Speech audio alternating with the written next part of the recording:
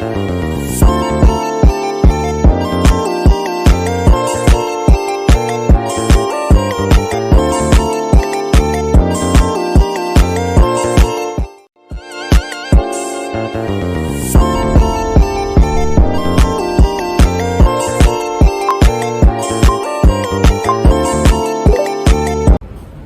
selamat pagi semuanya. Selamat pagi. Baik, nah, terima kasih. Sehat semuanya? Sehat. Baik, pada pagi hari ini kita akan melanjutkan materi yang lalu. Namun sebelumnya silakan salah satu pimpin untuk berdoa. Siap. Ya, silakan. Mohon izin Pak Dosen, izin menyiapkan. Perhatian seluruhnya. Duduk. Siap. Gerak. Mengawali pembelajaran pada pagi hari ini. Dimulai.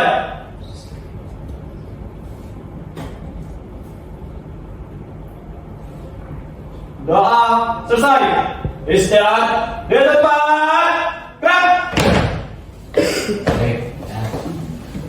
Pada pagi hari ini kita akan membahas mengenai prosedur pengecekan dan pemeliharaan alat untuk keadaan darurat. Ya, baik. Tolong diperhatikan bahwa di sini kita kenapa pengecekan dan pemeliharaan alat untuk keadaan darurat ini harus dilakukan, karena untuk mematuhi prosedur darurat. Prosedur darurat ini, ya, kalian diharapkan ketika belajar prosedur darurat akan memahami atau mampu menjelaskan mengenai prosedur pengecekan peralatan dengan baik, prosedur pengecekan peralatan. Yang kedua, mampu menjelaskan dengan baik tentang prosedur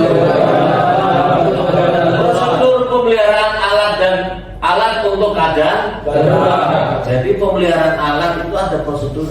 Nah, bagaimana? Baik, kita simak satu persatu.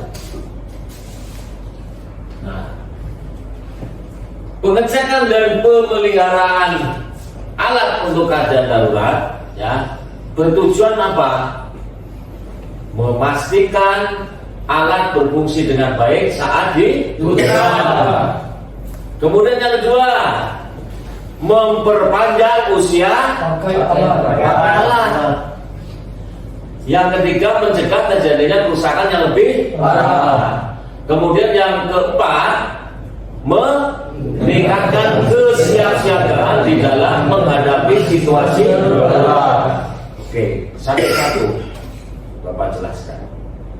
Mengapa ketika kita melakukan pengecekan dan pemeliharaan alat untuk keadaan darurat ini mempunyai tujuan untuk memastikan alat berfungsi dengan baik saat dibutuhkan? Kenapa? Jangan sampai ketika mau digunakan tidak berfungsi. Satu. Kemudian memperpanjang usia pakai alat, maksudnya apa? Kalau tidak dipelihara, mungkin ada kebocoran, ada kerusakan, maka yang harusnya usianya bisa 1 tahun hanya 2 bulan karena tidak dipelihara bisa terjadi. Betul? Betul. Yang ketiga, mencegah kerusakan yang lebih parah. Contoh, kita bicara life jacket, ya.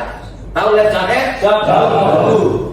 Ketika salah satu mungkin pengaitnya, ya, ataupun talinya lepas, tidak diperbaiki, maka akan merusak, ya, yang lain, ya, mungkin sobek dan lain sebagainya. Kemudian yang keempat, meningkatkan kesiapsiagaan di dalam menghadapi situasi darurat. Artinya apa? Ketika kondisi darurat, alat itu siap digunakan. Ya, jelas? Satu-satu. Sampai di sini tujuan kita tahu dilakukan pemeliharaan dan pengecekan. Jelas ya? Ya. Lanjut. Nah, pengawasan dan pemeliharaan peralatan untuk keadaan darurat itu karena apa? Peralatan harus siap, selalu siap digunakan, ya, harus selalu siap untuk digunakan setiap saat. Ya. Kemudian pengecekan secara berkala periode ini dilakukan oleh siapa? Perwira. Nah, seandainya nanti adik-adik menjadi perwira, ya, maka sudah tahu, oh bagaimana sih prosedur pengecekannya, kan begitu kan? Nah, ini tujuannya kita belajar mengenai pengecekan dan pengawasan pemeliharaan peralatan. Nah, kemudian perbaikan ini harus tepat waktu, pergantian spare partnya tidak boleh ditunda. Mirip, nanti aja tahun depan jangan. Harus tepat waktu. Karena tadi peralatan harus selalu siap untuk dipergunakan setiap saat. Ya, tidak bisa ditunda. Oke. Next. Kita harus paham dulu ketika belajar bagaimana langkah-langkah untuk keamanan alat. Begitu kan? Ya, yang paling mudah ada 5. Yang pertama, periksa alat secara teratur, dicek teratur. Ya, mungkin mingguan, ya, mungkin 2 mingguan, secara teratur. Kemudian gunakan alat pekerjaan yang benar. Paham ya? Jangan sampai apar buat malu-malu, nggak boleh kan gitu kan? Ya, digunakan alat sesuai pekerjaan. Jaga agar alat tetap bersih dan dalam kondisi baik. Makanya dipelihara, dilap, dibersih. Kenapa dilap, dicek? Untuk mengetahui, ya mungkin kaitnya lepas, mungkin bocor, nah ini dan lain sebagainya.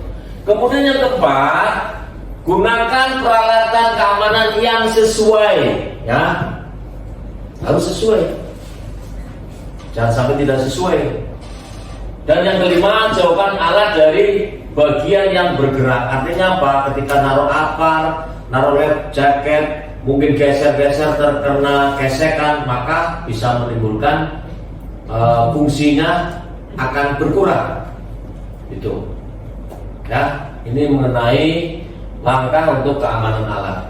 Oke, sampai di sini ada yang mau ditanyakan? Bisa dipahami? Bisa ya? Materi ini akan kalian terima dan kalian praktekkan, ya, bukan hanya dalam keadaan darurat saja, tapi keadaan aman pun harus dipraktekkan, simulasikan. Ya, oke. Sudah pernah BST? Ini bagian dari BST. Oke. Kita berlanjut ke prosedur pengecekan dan pemeliharaan umum. Pemeliharaan umum, ingat, pemeliharaan umum. Antara lain ada pemeriksaan visual, pemeriksaan fungsi, dan nanti ada juga pemeliharaan rutin dan pencatatan. Ya. Oke, sebelum kita ke proses satu persatu, maka kita terlebih dahulu dari pemeriksaan visual. Dari bahasanya pemeriksaan visual, artinya apa?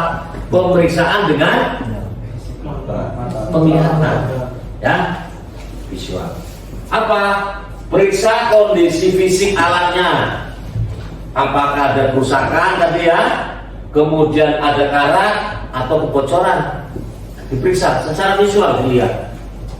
Kemudian pastikan alat berada di tempat yang mudah diakses. Contoh apar.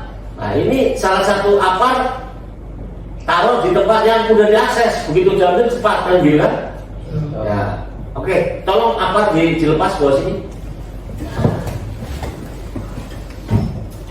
Nah, bawah sini. Oke. Nah ini kan dalam keadaan cepat, mudah diakses, saat bisa digunakan. Oke, ini salah satunya. Masih ada. Periksa label instruksi penggunaan alat. Yang kedua adalah pemeriksaan fungsi. Apa itu pemeriksaan fungsi? Kalau apar, contoh ini apar, berarti fungsinya untuk memadamkan api kecil, ya kan? Punya fungsi nggak? Nah, uji fungsi alat berkala misalkan dengan menyalakan lampu darurat.